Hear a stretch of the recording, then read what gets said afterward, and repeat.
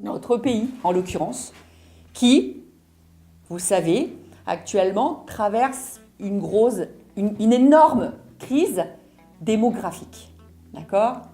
Radio Pisang Jogigo. C'est terrible et c'est dramatique. Et j'en parle aussi dans Corée à cœur, de natalité, des femmes, des enfants qui ne naissent plus. Pour moi, en tant que femme, c'est dramatique de voir que mes jeunes étudiantes de l'université Sookmyang, quasiment toutes mes étudiantes, je dirais 80%, ont décidé à 20 ans, 25 ans, qu'elles n'auraient pas d'enfants. C'est nouveau. Quand j'enseignais à Yonsei par le passé, dans les années 90, quand je posais la question à mes étudiantes concernant leurs rêves après leurs études, elles voulaient avoir leur diplôme, puis se marier, faire un bon mariage, et puis avoir 1 ou 2 enfants, si possible 2, un garçon, une fille, et vivre heureux jusqu'à la nuit des temps. Ça, c'était les années 90. Aujourd'hui, non. Elles veulent vivre heureuses, oui, mais elles veulent vivre d'abord pour elles-mêmes. Elles ne veulent pas se marier. L'amour, peut-être. Les enfants, non merci. Peut-être un petit chien, un petit chat. Une carrière, une belle carrière. Voyager, elles veulent voir le monde. Elles veulent penser à elles. Et je trouve ça bouleversant qu'une génération décide à 20 ans de ne pas avoir d'enfants. Qu'on décide de ne pas avoir d'enfants, c'est possible de décider en tant que femme de ne pas avoir d'enfants. Ça se voit partout, ça s'est toujours vu partout, c'est possible. Mais qu'une génération entière le décide au même moment, je trouve ça terrible et angoissant. Alors, vous me connaissez bien, vous savez très bien que j'ai toujours travaillé, j'adore mon travail, je suis une working mom, d'accord? Une femme au travail, une mère au travail, fière de l'être. Mais s'il y a bien quelque chose que j'ai adoré en tant que femme, c'est de devenir mère. J'adore mon travail, mais j'ai adoré devenir maman. J'ai adoré ça. Mais en Corée, ça n'a pas toujours été facile. Ça n'a pas toujours été facile dans ce sens où, quand je suis devenue donc femme mariée, je suis passée donc de la très jolie case sociale de Sedek, Kyokcho Sedek, d'accord? Ilyeongan, 제목이에요. 1년 후에 아주마가 돼버리는 거예요. En un an, on devient une ajuma. Et quand on a des enfants, on devient une mère. D'accord? Alors, une mère, c'est sacré. Mais en Corée, une ajuma, c'est pas super glamour. Hein. Au revoir, Madame Joss. Donc, une mère, c'est pas super glamour. Vous comprenez? J'ai énormément souffert en tant que mère en Corée. Le regard de la société. À la maison, j'étais la reine. Vrai? C'est vrai.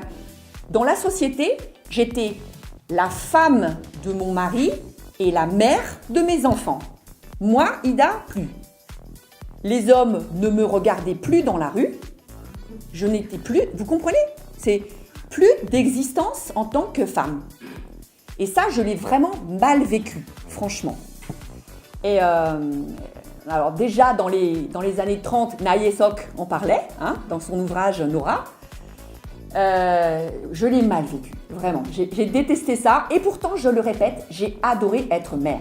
Alors, je me pose la question, est-ce que les jeunes d'aujourd'hui, les femmes d'aujourd'hui, ne souffrent-elles pas en Corée un peu de ça aussi?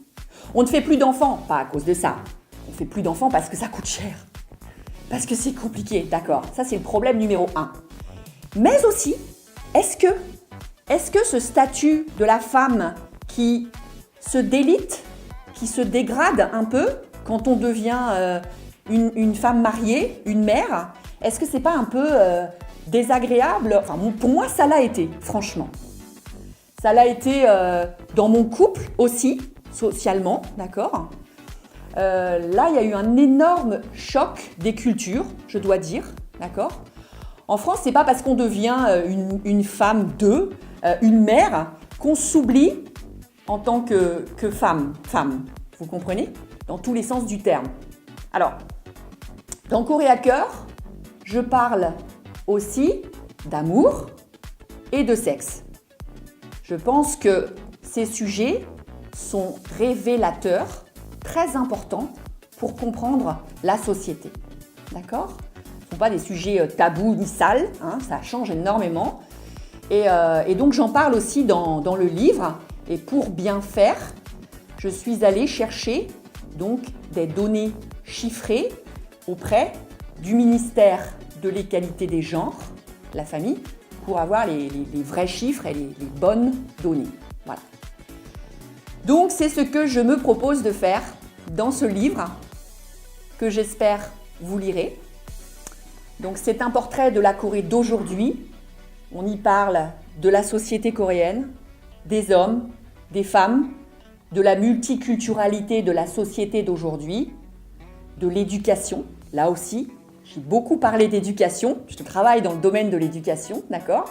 Donc j'ai parlé beaucoup du problème de Hell Chosen, d'accord? Donc j'ai essayé de comprendre pourquoi aussi, c'est important quand même. Et donc à ce titre, je pense que ce livre est quelque part éclairant pour les gens qui s'intéressent à la Corée en Europe et avant de venir ici. Voilà. Ou même qui vivent ici et veulent comprendre les choses de manière plus précise.